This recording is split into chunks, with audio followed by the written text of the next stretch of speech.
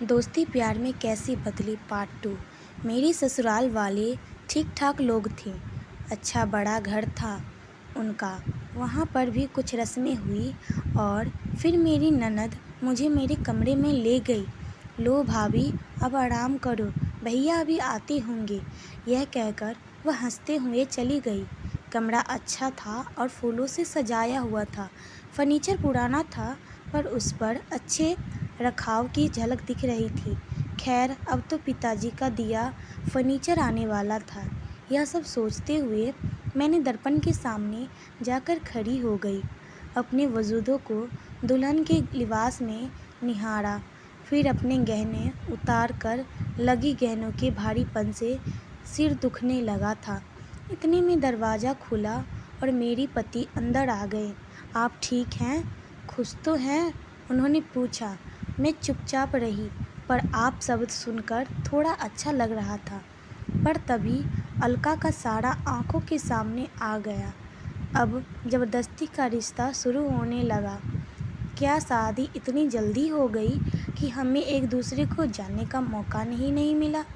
वे फिर बोले, पति पत्नी तो हम बन गए, पर मैं चाहता हूँ कि अपने रिश्ते को आगे ले जाने से पहले हम दोस्त बने।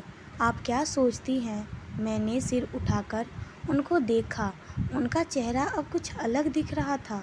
सारी उम्र मेरे पिता ने कभी मेरी मर्जी नहीं पूछी और अब यह आदमी मेरी मर्जी पूछ रहा है, वह भी उस घड़ी जब मर्दों को अपनी मनमर्जी करने की जल्दी होती है। जैसा आप कहे, मैंने किसी तरह अपना मुंह खोला। नहीं, अब हम पति पत्नी हैं। एक दूसरे पर अधिकार जमाने के लिए अपनी मन की मर्जी नहीं कर सकते। आगे जो भी होगा दोनों की रजामंदी से होगा। वे फिर बोले, दोस्ती हमारे रिश्ते का आधार होगा, ज़बरदस्ती नहीं। वह मेरी सहेली अलका, उसने कहा था। और मैंने अलका का सारा किस्सा उन्हें सुना दिया। वे चुपचाप सुनते रहे। फिर वे मेरी तरफ आए और मेरा हाथ पकड़कर बोले, मैं कोई बलात्कारी नहीं हूँ, आपका पति हूँ। ऐसा कुछ नहीं करूँगा जिससे आपको तकलीफ़ पहुँचे।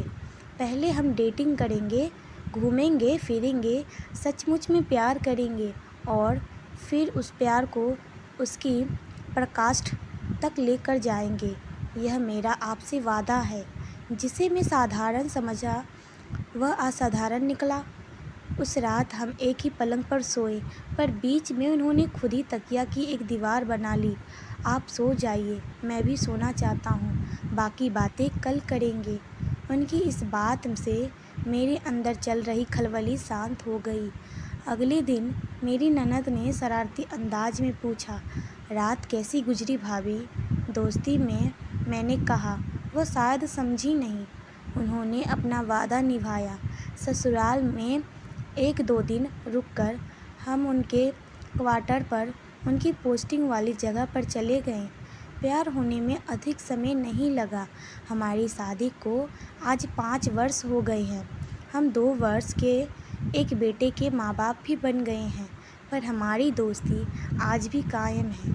कोई ज़बरदस्ती नहीं है। और हाँ, मेरी दोस्त ने मेरी इच्छा पूरी की है।